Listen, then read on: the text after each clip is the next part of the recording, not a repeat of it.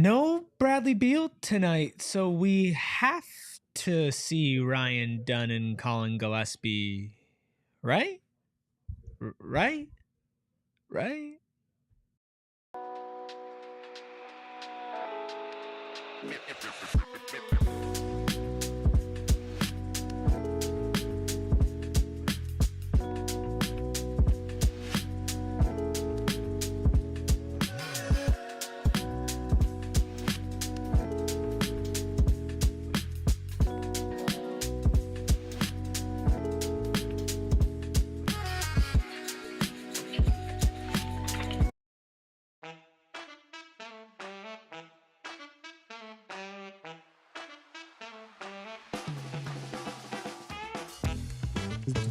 Psychos and sickos unite for another PHNX Suns pregame show brought to you by friends over at Gila River Resorts and Casinos. You do you at Gila River Resorts and Casinos. Visit playatgila.com for more details. I'm Eric, that's Steven, Gerald, Noah behind the Mac, making all the magic happen, but the most important people, all of you joining us live in our chat right here on PHNX Sports. Make sure you smash that like button. Make sure you're subscribed as well and you tune in. We do a post-game show on this very channel, but first things first, Gerald, you had your baby shower the other day, and then you are now officially a father because you slept wrong on your back, and now you're in immense pain. Yeah, I am. Got a nice little shoulder neck tweak going on, but we're powering through. I mean, they say that podcasting is an easy and non-dangerous job, but I'm here to say that's not true. There are very real dangers to this job, and we're seeing it play out in full time. Well, everybody just take care of Gerald, make sure he's okay. What's wrong, Espo? It doesn't make him a dad, it makes him old. Yeah, hand in hand. Espo says it doesn't make him a dad, it makes him old.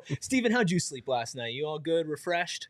Always. Feeling good? Always. No back pain? Nothing less. There we go. Well, we appreciate you, Wow Factor Sunset, Roderick, everybody in the chat. Roderick says, love this earlier game. How are we feeling about a 5 o'clock tip-off on a Monday? I love that for me. Yeah. Love that for all of us. For the old guy in you, huh? Absolutely. Need to get some rest. Yep, 10 p.m. bedtime. Get some physical therapy in there. Well, somebody else who is going to be needing some physical therapy today is Bradley Beal. Let's just go ahead and dive right in to the injury report, because Bradley Beal is out with left calf injury management. Cody Martin also out for the Suns, still on G League assignment. Monte Morris out with a low back injury that he's managing. Jalen Bridges out as well. As for the Grizzlies, all those questionable guys, Brandon Clark, Zach Edey, and Vince Williams, they are all out, along with Jaren Jackson Jr. and Santi Aldama. Before we talk about Bradley Beal and what we think about him being out and what the Suns can do without him, this is what Coach Mike Budenholzer had to say when Dwayne Rankin asked him about Beal being out today. Every night, he kind of takes a pounding. He's our guy that gets downhill and attacks. So, I would say us trying to be ahead of his, kind of his body and his health, James and Josh and I, and just organizationally, I think that this is the right thing for Brad, for our team, as we look at, probably 19, 20 more games and trying to keep him as healthy as possible. So it's a situation where if it's a back-to-back, he wouldn't play the second of a back-to-back? I mean, it's I'm not going to make any declarations or anything, but, I think, coming into this, conversation and consideration, and definitely just feel like, for Brad and for all of us, this is a good way to approach the back-to-back on this case. Will he play Wednesday? We fully expect him to, yeah. They need him on the court. I think that's as obvious as anything. And with each game that he's not around, that's yet another game that they don't have on the table to build that chemistry they need. They've turned corners offensively. They have the best offense in the league over the last 2-ish weeks. Some of that has a lot to do with Bradley Beal and them not being able to have him again against a team where they'll certainly need him tonight, regardless of who they have in the lineup or not. Just makes this uphill battle that they're going up against that much tougher. Yeah, I've given up on expecting Bradley Beal to play multiple games in a row. And it's unfortunate because I think he might actually be on track to play more games this year than he was last season. But it really doesn't feel like that because it feels like it's been a while since he's been able to string together, 2 weeks of basketball without missing a game here or there, without having some sort of setback, I think last game, it looked like he kind of tweaked it a little bit and wasn't running right a couple times down the court, as Dwayne alluded to. So it is kind of unfortunate. At the same time, I think the Suns have one of the worst net ratings on their team when Bradley Beal is on the court. I don't think that's entirely on him. I think part of this is on the Suns in terms of what we've been talking about since the offseason. Like, how are they going to use him? How is Bradley Beal going to be optimized? Because it was a tricky fit that they were going to have to figure out with the big three, let alone before they brought in another ball handling point guard to, demote him another spot in the pecking order as far as who would have the ball. So I'm kind of at the point where it's tough because Beal can help you when he's on. And then there are other games that he's had recently where he just hasn't contributed much at all on either end. And so that's really a problem the Suns are going to have to navigate is, okay, can we count on this guy? And even if he is in the lineup, can we count on him to stay there and actually contribute on a nightly basis? I'm kind of at the point where you might be better off if he's just not part of the equation the rest of the season, so you can at least figure out who you're going to have and set a nightly rotation of some sort. Well, and this is something that I was going to bring up post game, just depending on what happened tonight. But like you mentioned, there's no consistency with this team, with Beal being in and out and in and out. And we're sitting here begging for minutes from Ryan Dunn, begging for minutes from Colin Gillespie. Obviously, the number one person who we would like, or at least for me, speaking personally, to see those minutes come from is Tyus Jones. But Tyus Jones is available pretty much every single game. Do you, Steven, give any credence to the thought of, while Bradley Beal in a vacuum is not a bad player, shutting him down or removing him from the equation might give a little more clarity to a team that needs clarity right now? No, not shutting him down because they have enough to figure out with the guard group without him as it is. You add him to that mix, that makes that figuring out part a lot less of an issue. And also, for all intents and purposes, who's the best perimeter defender on the Suns in the main rotation? I don't want to say it, but we all know who it is. That's the issue, but that's also how relied upon he is. So you can't just shut him down. But if you swap in Ryan Dunn for him, if you swap him down, but that's clearly not what's happening. That is also fair. I don't want to speak on the hypotheticals. If Beal's not playing, then that means Tyus Jones is probably starting. You don't want to have that as your only go-to as far as lineups goes the rest of the way. Yeah. Who is starting tonight, Gerald? Well, with Beal out, Tyus Jones is starting. Oh, yeah, baby. Look at that. Surprise, surprise. Tyus Jones, Devin Booker, Kevin Durant, Bol retains his starting job, and Nick Richards rounding out the starting five for tonight. Who plays the least minutes out of the three starters, Bol, Tyus Jones, and Nick Richards tonight? Because they all have seen sub-20 games as starters pretty consistently. I'm going to go with Bol tonight. I think because Brad's out, I think Tyus is going to get more minutes than normal. But normally I'd be between Tyus and Bol just because we've seen Tyus's minutes come down pretty significantly in his bench role recently. I would hope that meant more minutes for Grayson. Yeah. Someone who's been playing well lately, someone who gives you a lot of things that you need offensively, and that is about neutral with Tyus, but the threat of his three-point shooting, the gravity that comes with it, and all of the off-ball things he does as a cutter, as a small screener, and all of those things, I feel like put him in a better position to be successful with that group. You also to think about it, though, this is a Grizzlies team without Zach Edey, without Jaren Jackson Jr., and a team that Bol went for his career high against, I'm pretty sure, or at least was starting in that overtime loss to the Grizzlies and put up a good performance. We've seen Bol dip down. We saw Nick Richards get a little confidence against a shorter team, against the Mavs, but then get pulled sub 20 minutes. I think you could see one or both of those have good games tonight if Bud allows them a longer leash than what he's been giving them. Yeah, I think so. I do think with Tyus, you have to be careful against this Grizzlies team because we saw last time the Suns intentionally putting Tyus Jones on Ja Morant, and I have no explanation for why that was ever happening. And Ja has had, he's had his fair share of struggles this season, but he's still Ja Morant. We saw it late in that overtime game where he came to life, hit a couple of really tough prayer of a shot, like that 1-3 that he made. But if they do that again, where they're intentionally matching up Tyus on a guy like that, they're going to get eaten alive. The one thing I will say is this starting lineup tonight, they are a plus 13 in 48 minutes together so far this season. Small sample size there, only over 4 games, but something to keep an eye on because we have been talking about this Suns team needing to get off to better starts than they have been, even against the shorthanded Mavs last game. We saw another kind of slow start for them. My apologies to Maria, who basically asked the conversation that we were just talking about in a $20 super chat on Pregame. Maria, you are downright awesome. Says, not to be insensitive, but when do you just decide to sit Beal out until he's fully healthy? So not shut him down. I feel like him constantly going in and out of the lineup is contributing to lack of chemistry and flow. Hopefully we see Gillespie and Dunn tonight. Maybe not a full shutdown, Steven, but do you think, hey, man, get yourself right for a week and a half could do him well? Might do him well, but is it going to do the team well? Well, the Suns are 9-2 with Durant and Booker without Beal this season. But looking at the slate of teams they have waiting for them in the schedule, that's my thing. You need to be, like, they've already needed help as is, external of their own roster. You can't be at a deficit on talent in addition to being up against the schedule, in addition to being up against the standings, and the strength of opponent that you're going up against on a nightly basis. Feels like a lot. And it's tough for me to say without knowing the full extent of the injury because, you know, the team's been on the road for a while.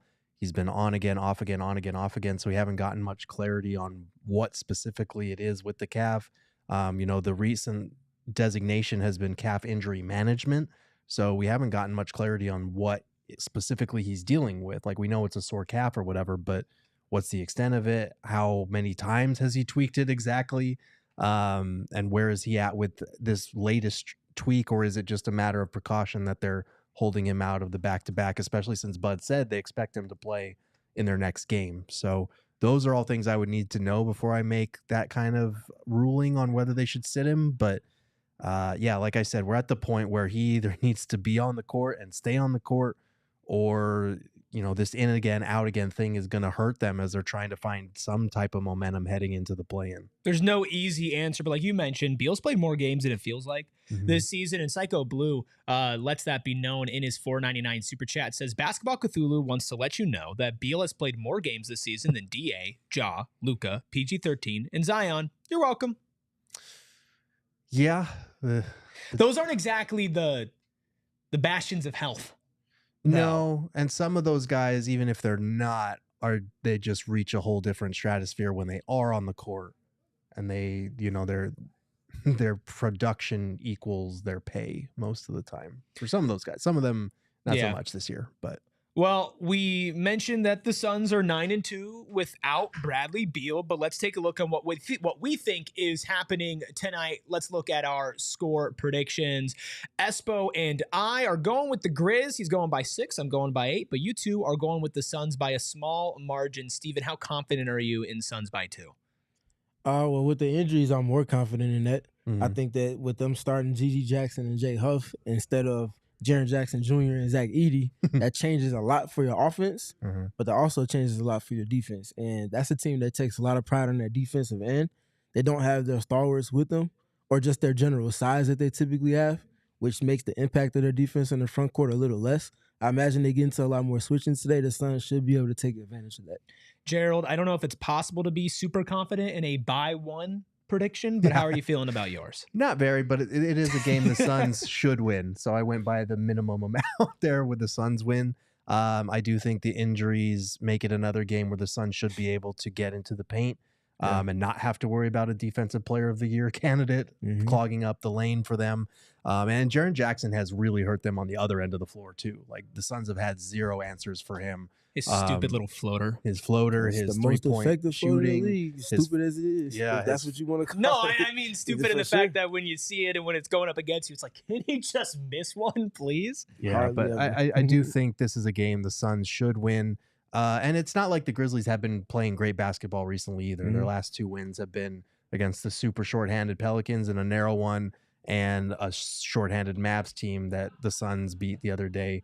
Also not very convincingly. So I think these are 2 teams that are not playing their best basketball. I do think John Morant has kind of gotten on track a little bit here recently, so they're going to have to be locked in against him today. Lots of close games. Like you mentioned, they beat the Pelicans and the Mavs, but before that, you know, they lost to the Thunder, but lost by 2 to the Hawks, lost by 2 to the Spurs, lost by 1 to the Knicks, beat the Suns by 3. I think something that was encouraging to me, Steven, I know that we're always leaving our heads just scratching them after Bud's rotations, but the Suns did have a clear identity and game plan against an undersized Mavericks team yesterday afternoon, and they executed on that. They dominated in points of the paint. If they can uptick their three-point defense, considering Memphis is a better team, that same game plan should lead to a win tonight. Well, it's a little different because you got to play more defense today, though. That's the main thing. Ja Morant and Desmond Bane are two of the players that excel most against the Suns this season. They're like 27, 6, and 5 from one of them, and then the other one is like 25, 5, and 5. So they have to find a way to shut their water off. Take something off the table. If you're gonna take away Ja's drives to the paint, concede the threes to him, and if you just want to force Desmond Bane to score and not be able to score and play make, you got to figure out something to have a plan with both of those two. So that's the big thing for me. And then the other one is, again, when they have 31 or more assists, they're 13-5. The record speaks for itself. When they play to that and the ways in which they go about doing that, they're one of the best teams in the league. So what you're telling me is that the Suns need somebody to play perimeter defense.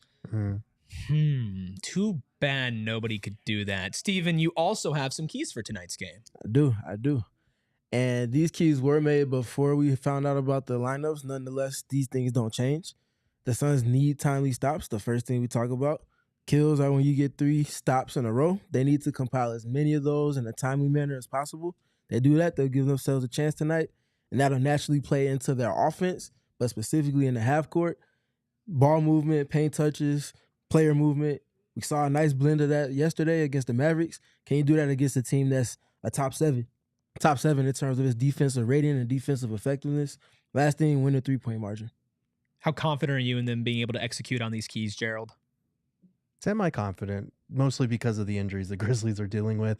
I think that'll help a lot. The other thing, I think, like, the Grizzlies are one of the best offensive rebounding teams in the NBA.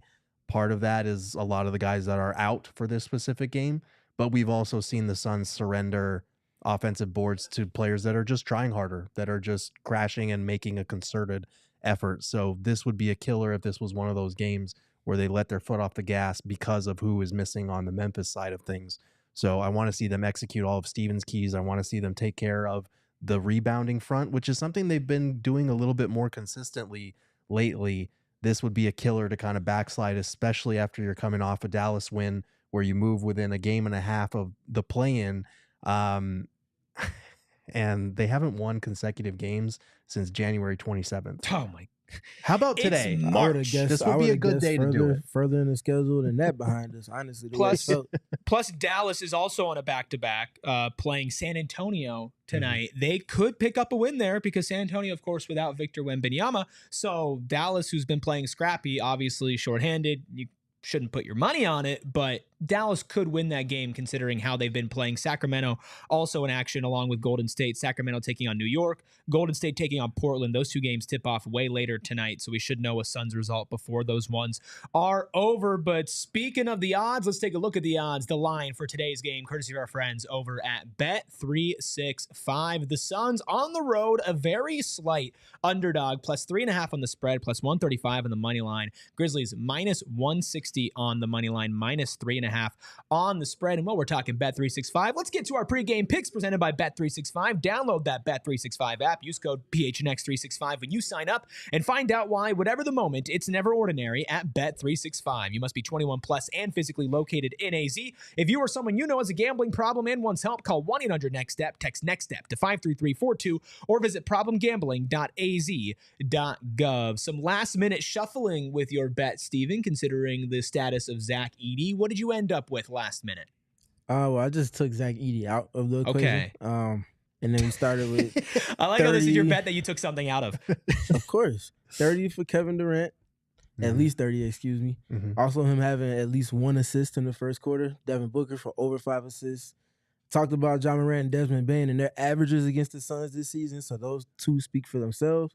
Bo grabbing at least 1 rebound. I had that with Edey in the lineup. Without him, that should be even more gettable for him. And then the last one, Grayson Allen, for his importance for the Suns, but also especially in the absence now of Bradley Beal knocking down at least 2 threes in this one.